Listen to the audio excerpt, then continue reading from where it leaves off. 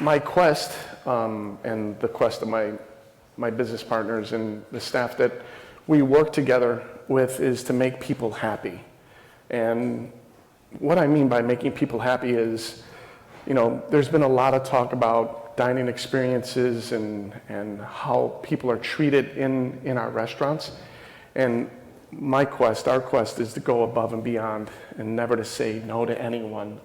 And how does that affect the guest, or how does that affect a staff member? What kind of change goes on and how those things intersect.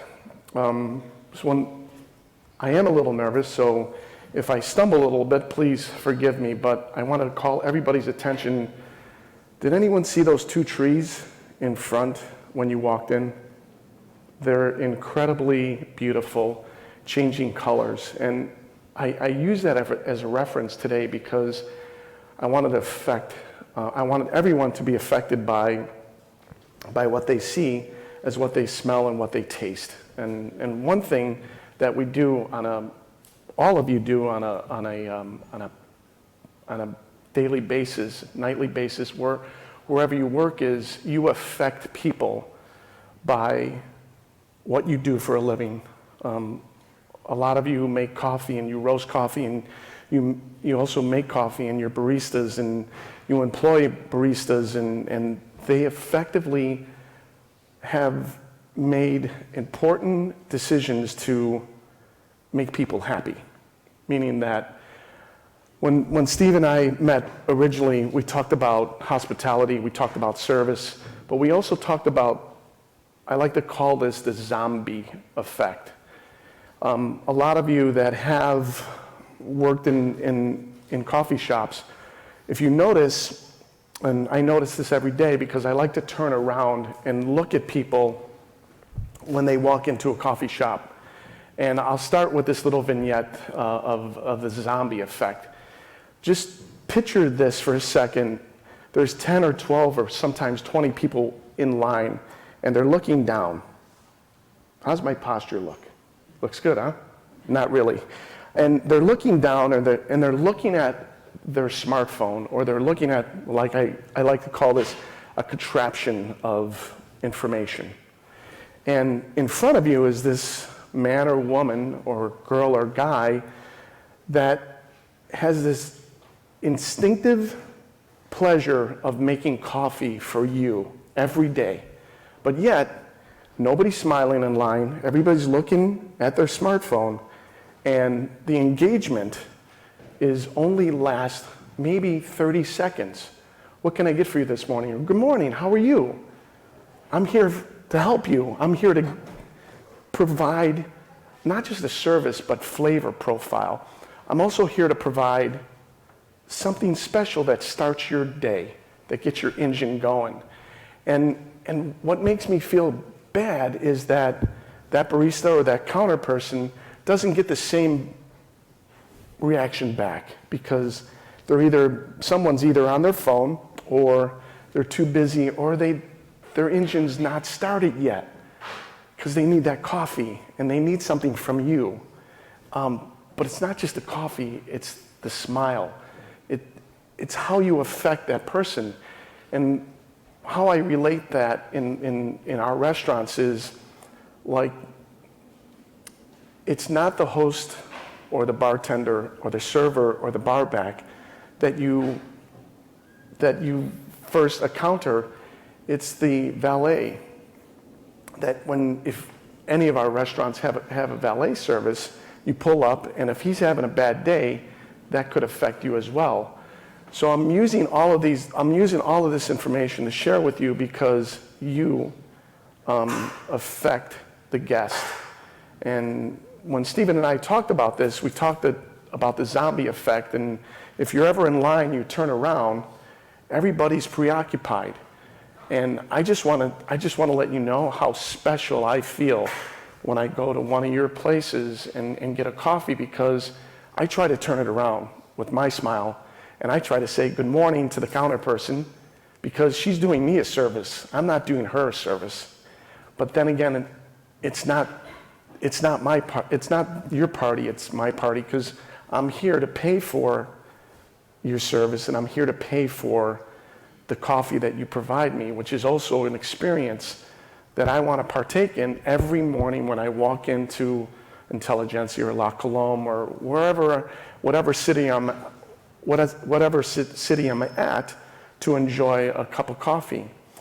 And I use the zombie effect only because as that coffee is consumed, the guest starts to turn around and possibly his posture changes, and maybe he'll look at the barista and go, man, that was a badass cup of coffee. That was the best espresso I had. And I know that's your goal when you serve that guest, but I don't know if they know that. So I try to figure out, how can I affect all of you today with something that I learned instinctively from my mother and aunt, who are probably the heavyweight champions of the world in taking care of people. And what I noticed as a young man growing up is I was an only child, and what they did was they just made people feel happy in their home, and they provided this great experience of great food, great baking, and just taking care of people. And when you're running around caring only about baseball or your friendships, you don't really care about or really notice what your parents can provide for you. But I've taken their innate sensibilities, and I use those to the greater good to my guests that come into my restaurants, into our restaurants, and how I can change. And I think the difference, or I truly believe the difference, is the difference between service and hospitality. And what is the difference between service and hospitality, and how does that affect our guest? Well, first and foremost, we never call a person who comes into our restaurants a customer. A customer is someone that goes to a department store and wants to buy a shirt, and how that person's treated to buy a shirt. We like to use the word guest, like a guest in our homes. And our restaurant is not just coined as a restaurant, it's actually our dining room is the dining room of our house. And how we translate the experience to our home. So using guest and using home kind of like pushes everything else away, meaning you're not my customer. It's not a transaction. We don't want that transactional experience. Like, you came here for a dining experience, you gave me your money, that's a transaction, and we write things down, and we try to limit those experiences. We try to limit the idea that I'm taking your order, I'm gonna go into POS system, I'm gonna put it in the POS system, and then I'm gonna provide this great food, and then this robotic service. Move the robotic service out, make people happy by smiling and being genuine, and having the experience that this is our home, we're welcoming you in our home, and we're gonna take care of you tonight, because it's not our party, it's your party. So hospitality versus service is a really important aspect that I'd like to spend a few more minutes on. And I think hospitality is our secret weapon at One-Off Hospitality. As you can see, our company's name, Hospitality One-Off, because each of our restaurants has a one-off experience. Nothing is regurgitated or re-upped, and let's do this place and let's do it 6 more times or 8 more times. Let's do something special one time and see if we can get it right. So we use hospitality and service second, but we want to be friendly and we want to welcome guests. And the only way that we can do that is just to be honest. This word has been thrown around a lot in the last few years, but transparency. It's a fancy way of just saying to be honest. Just want to be honest, and we want to cook honest, and we want to be honest with our guests. So coming back to the barista that makes this incredible coffee for everyone every morning, they put their heart and soul in every technical experience that they have. in this coffee, this one coffee. And if you've ever had a chance to, and I know you have, but me as an outsider in your world, I sit back and I'll sip my coffee and I'll just watch this barista knock out, 2 macchiatos, double espresso, cappuccino, and do it flawlessly. And the end result is this beautiful symphony of great coffee. And I just want to mention that I appreciate everybody that does that. I appreciate the counter person that could do 2 cold brews behind her, and then also grab a croissant, and then bag it, and then have your credit card zip it through and provide this service. But yet, nothing. So how do we change that around? What does that counter person do in order for the nothing turn into something? What's the gratitude? What's the end result? And I think the end result is the 1 or 2 or 3 people in the line that are in the 20 guests that are in line that really cares about who you are and what you can do. So the turnaround for that is the smartphone's never going to go away. It's always going to be there. Being present in your opportunity, not job, but being present in your opportunity is the greatest goal. The young lady that can do all that and then take your credit card, zip it through, turn the POS system around so you can sign it, what can she say or what can she do to turn that transaction into something more special? And I think the only way to do that is look people in the eyes and say thank you. And I know that's hard sometimes because the 20 zombies that are in line, they don't really want to reciprocate because they didn't get their coffee in the morning. But hopefully you can change that by looking them in the eye and thanking them for coming in. I think they'll get it, but it's going to take some time to turn this around. So hospitality versus service. We're in the service industry, but we're actually in the hospitality business. That's what we do for a living. We do something special, whether it's making a beautiful machine that can grind better than any other machine, that makes the coffee taste even better out of the espresso machine, or anything that you can touch the guest in a different way. I remember my first cappuccino here in Chicago was 1988. I was working at the Board of Trade and I was bartending at night, so I had a couple different jobs, and I walked into a Starbucks and I got a espresso drink. It was a cappuccino, and the espresso was about that much and about that much froth on top. And then 2 years later, I went to my first trip to Italy. I was in Florence, and I walked in, and there was one guy, and he was commanding this beautiful symphony of guests that would walk in and have an espresso or a cappuccino or macchiato, mostly espresso because it was in the afternoon. And everyone knows that when you're in Italy, you only drink espresso in the afternoon, never cappuccino, ever. But whoever had a cappuccino, a macchiato, whatever, he had control of this, every guest that walked in. And then I came back to Chicago and I was looking for that experience and I couldn't find it anywhere. It didn't exist. There was no one barista that could take money, make espresso, and do it so beautifully. And I thought, why doesn't this exist? How can it not exist? This is how it goes down. And I want to canvass the room. Has everyone had one of these experiences somewhere in their life? And Gianni, I'm looking at you because I need your help. It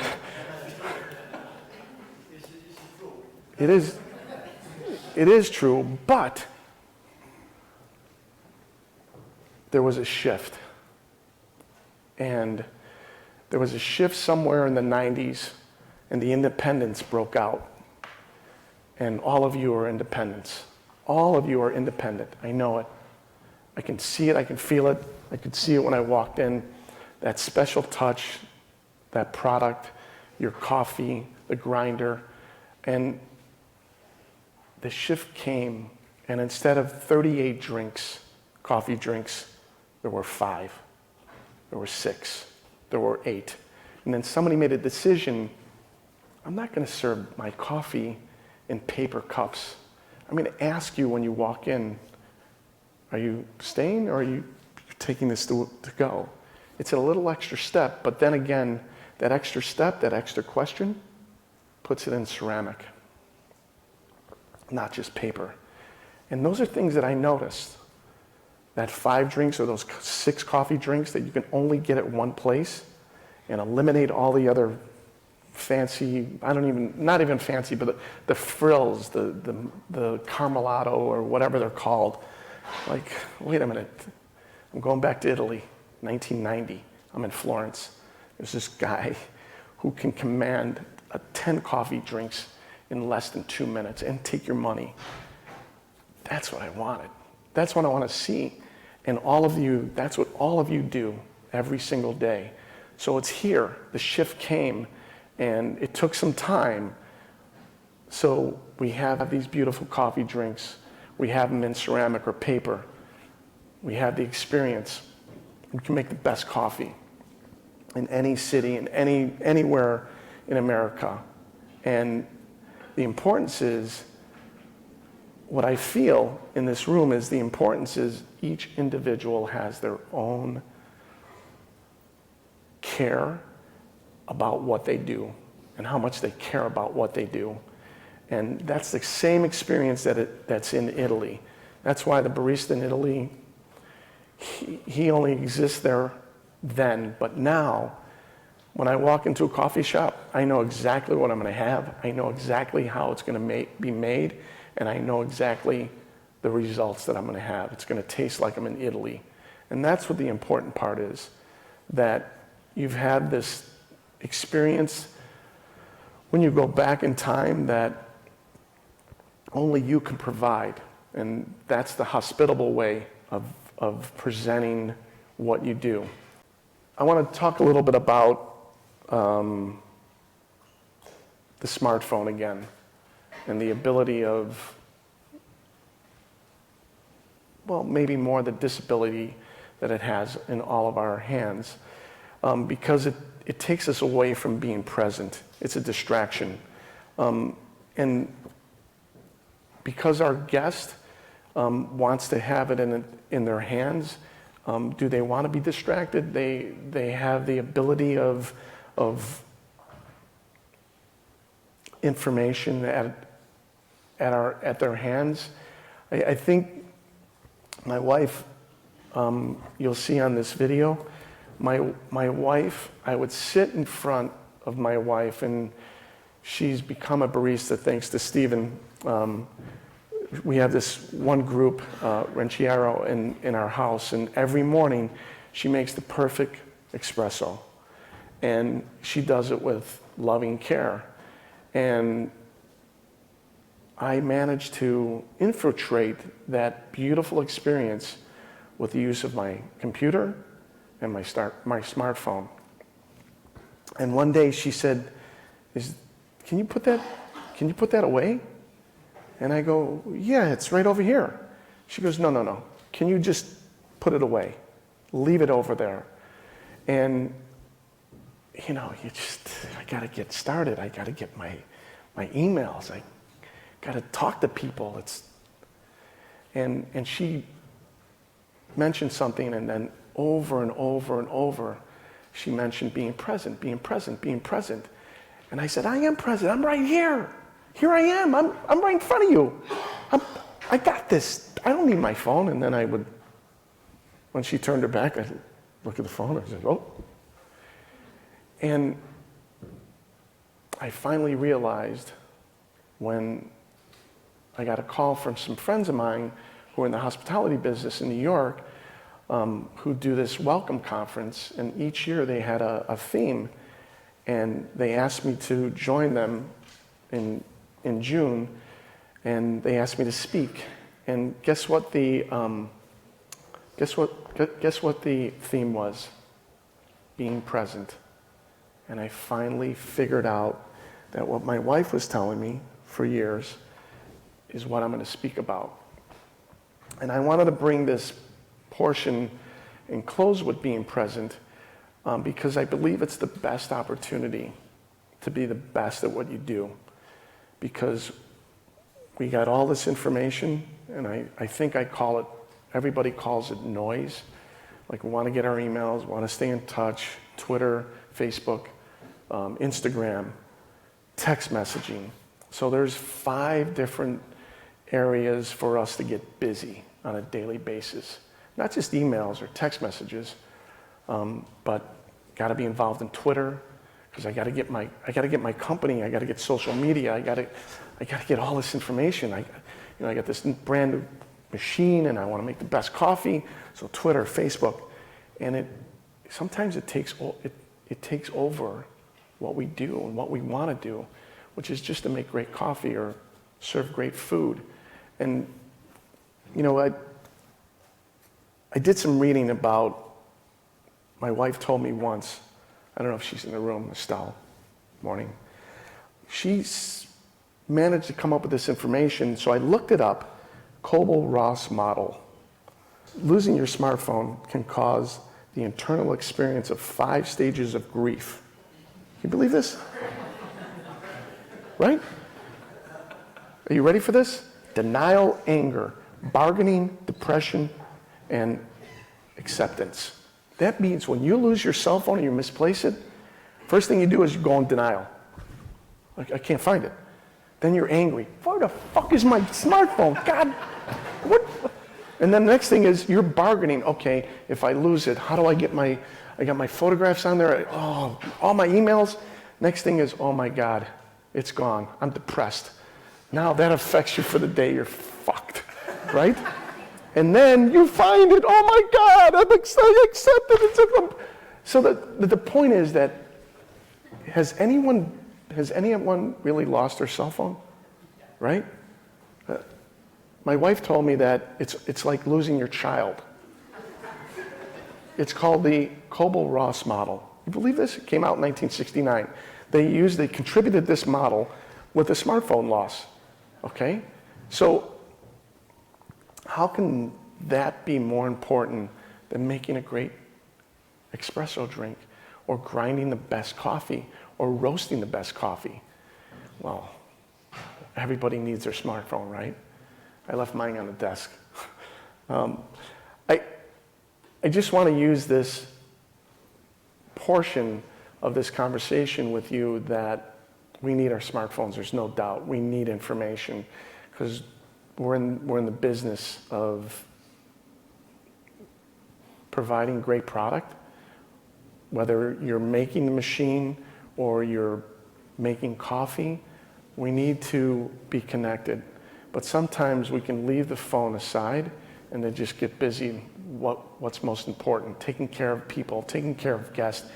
And most important, if you're in business and you have staff, I don't like to use the word employee, staff members, taking care of them because ultimately in the end, they're taking care of your guest. At the speed that our busy life moves today has made many things incomprehensible. We are always on our smartphones to keep us at arm's length from every important interaction, which is a human experience, looking people in the eye, Gianni, Stephen, Todd, Rhea, and looking people in the eye and really making what you do for a living, what you do with your passion, the opportunity to give to your guest or your staff member. And we can't do that by looking at our smartphones. And unfortunately, going back to the beginning of the conversation, the important part is the zombie walk, or the zombie person that needs that coffee in the morning and can't function without that coffee because they're looking at their phone and not looking at you. So we need to turn it around, and I know it's their party because we need them to come in and buy our coffee, but maybe you can look them in the eye and go, good morning. What can I get for you today?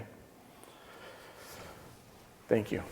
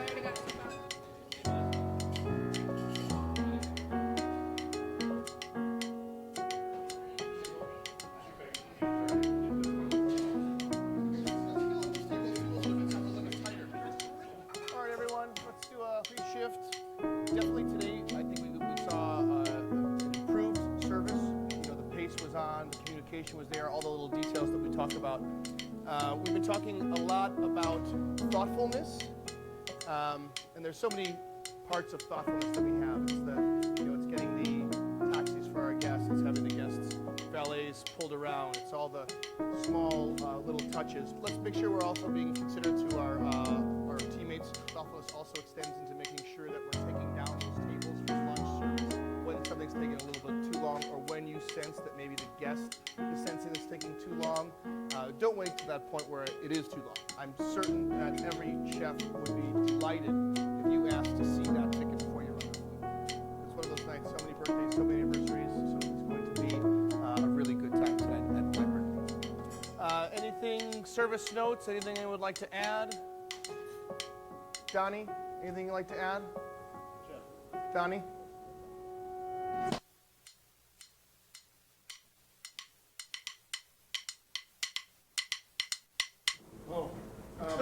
I do want to add something. Be present at your tables and with your guests. Our hospitality is our greatest quality.